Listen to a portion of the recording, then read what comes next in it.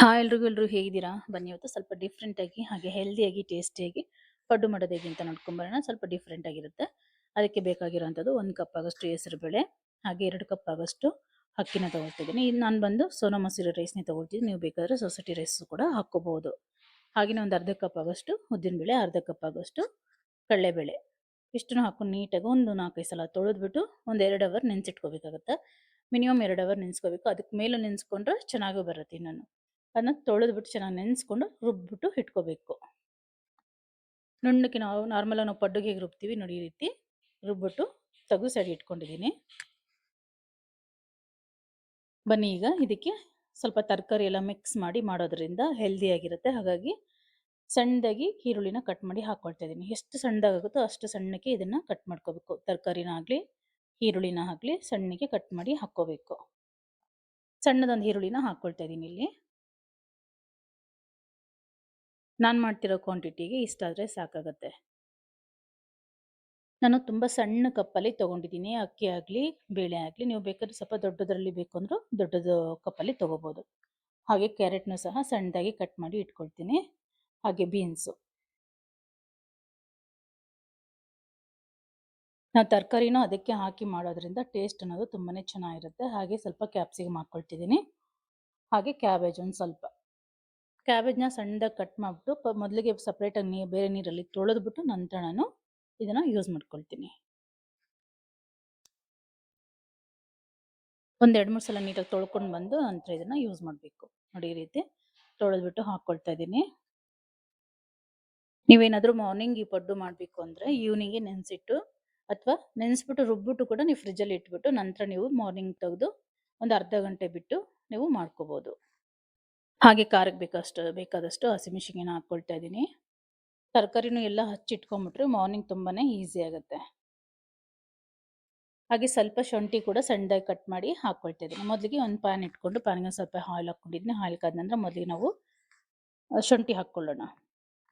ಶುಂಠಿಲಿ ಹಸಿ ಸ್ಮೆಲ್ಲೆಲ್ಲ ಹೋಗೋವರೆಗೂ ಚೆನ್ನಾಗಿ ಸ್ಮೆಲ್ಲೆಲ್ಲ ಹೋಗಬೇಕು. ಅಲ್ಲಿವರೆಗೂ ಚೆನ್ನಾಗಿ ಫ್ರೈ ಮಾಡ್ಕೊಂಡು ನಂತರ ಹಚ್ಚಿಟ್ಕೊಂಡಿರೋಂಥ ತರಕಾರಿಗಳನ್ನ ಹಾಕ್ಕೊಂಡು ತುಂಬ ಬಾಡಿಸೋ ಅವಶ್ಯಕತೆ ಇಲ್ಲ. ಒಂದು 5 ನಿಮಿಷ ಒಂದು ಸ್ವಲ್ಪ ಹಸಿ ಸ್ಮೆಲ್ ಹೋಗೋವರೆಗೂ ಬಾಡಿಸ್ಕೊಂಡ್ರೆ ಚೆನ್ನಾಗಿರುತ್ತೆ. ಹಾಗೆ ರುಚಿಗೆ ತಕ್ಕಷ್ಟು ಉಪ್ಪನ್ನು ಹಾಕ್ಕೊಂಡು ಒಂದು 5 ನಿಮಿಷ ಇದನ್ನ ಪ್ಲೇಟ್ ಮುಚ್ಚಿ ಬಿಟ್ಬಿಡೋಣ. ಚೆನ್ನಾಗಿ ಅದು ಫ್ರೈ ಆಗಲಿ. ನೋಡಿ, ಈಗ ಇದು ಫ್ರೈ ಆಗಿದೆ. ಸ್ವಲ್ಪ ಲೈಟಾಗಿ ತಣ್ಣಗಾದ ನಂತರ ನಾವು ಮಾಡಿಟ್ಕೊಂಡಿದ್ದೀವಲ್ಲ ಹಿಟ್ಟು, ಆ ಹಿಟ್ಟಿಗೆ ಮಿಕ್ಸ್ ಮಾಡಿಕೊಂಡು ಪಡ್ಡು ಮಾಡ್ಕೊಳ್ಳೋದು.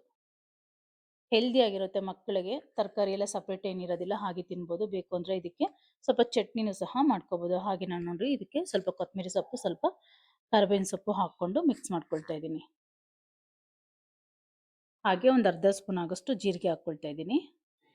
ಜೀರಿಗೆನ ಹಾಕ್ಕೊಂಡು ನೀಟಾಗಿ ಒಂದ್ಸಲ ಮಿಕ್ಸ್ ಮಾಡ್ಕೊಂಬಿಟ್ಟು ಬೇಕು ಅಂದರೆ ನೀವು ಸೋಡಾ ಹಾಕ್ಕೋಬೋದು. ಸೋಡಾ ಹಾಕೋ ಅವಶ್ಯಕತೆ ಇಲ್ಲ. ಬೇಕು ಅಂದರೆ ಹಾಕ್ಕೋಬೋದು. ಇನ್ನೂ ಚೆನ್ನಾಗಿ ನಿಮಗೆ ಸಾಫ್ಟಾಗಿ ಬರಬೇಕು ಅಂದರೆ, ನಾರ್ಮಲ್ ಪಡ್ಡು ಥರ ಬರಬೇಕು ಅಂದರೆ ನೀವು ಒಂದು ಸ್ವಲ್ಪ ಸೋಡಾನ ಮಿಕ್ಸ್ ಮಾಡಿಕೊಂಡು ಮಾಡ್ಕೋಬೋದು.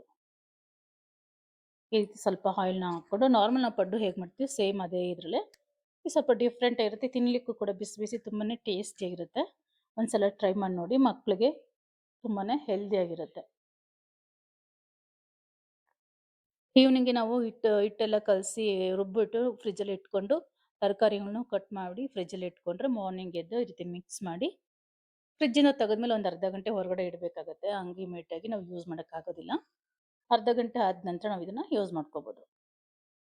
ತರಕಾರಿಗಳನ್ನೂ ಸಹ ನಾವು ಲೈಟಾಗಿ ಒಂದು ಸ್ವಲ್ಪ ಫ್ರೈ ಮಾಡಿ ಹಾಕಿರೋದ್ರಿಂದ ಹಸಿ ಸ್ಮೆಲ್ ಅಂತ ಅನ್ಸೋದಿಲ್ಲ. ತಿನ್ನಲಿಕ್ಕೂ ತುಂಬಾ ಚೆನ್ನಾಗಿರುತ್ತೆ. ಮೀಡಿಯಂ ಫ್ಲೇಮಲ್ಲೇ ಒಂದು 10 ನಿಮಿಷ ಇದನ್ನು ಬೇಯಿಸ್ಕೊಂಡು ಎರಡೂ ಕಡೆನೂ ನೀಟಾಗಿ ಬೇಯಿಸ್ಕೋಬೇಕಾಗುತ್ತೆ. ಬೇಕು ಅಂದರೆ ನೀವು ಚಟ್ನಿನ ಮಾಡ್ಕೋಬೋದು.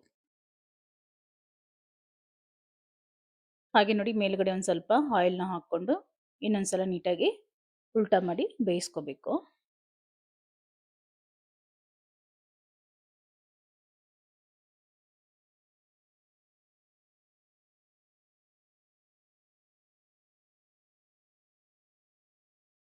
ತುಂಬಾ ಚೆನ್ನಾಗಿರುತ್ತೆ. ಒಂದ್ಸಲ ಮರೀದೆ ಟ್ರೈ ಮಾಡಿ. ನಿಮ್ಗೆ ಏನಾದರೂ ಈ ರೆಸಿಪಿ ಇಷ್ಟ ಆಗಿದ್ರೆ ಮರೀದೆ ಒಂದು ಲೈಕ್ ಕೊಡಿ. ಹಾಗೆ ಇನ್ನೂ ಯಾರೆಲ್ಲ ನನ್ನ ಚಾನಲ್ ಸಬ್ಸ್ಕ್ರೈಬ್ ಮಾಡ್ಕೊಂಡಿಲ್ಲ ದಯವಿಟ್ಟು ಸಬ್ಸ್ಕ್ರೈಬ್ ಮಾಡ್ಕೊಳ್ಳಿ. ವಿಡಿಯೋ ಪೂರ್ತಿ ನೋಡಿ. ಇಷ್ಟ ಆದರೆ ಮಾತ್ರ ಒಂದು ಲೈಕ್ ಕೊಡೋದನ್ನ ಖಂಡಿತ ಮರಿಬೇಡಿ.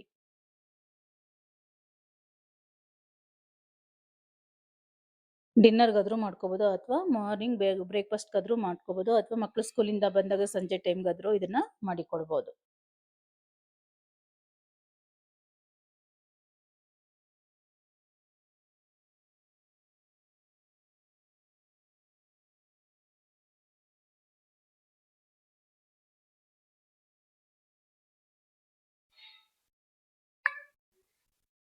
ನೋಡಿ ಪಡ್ಡು ರೆಡಿಯಾಗಿದೆ. Thank you for watching. Bye.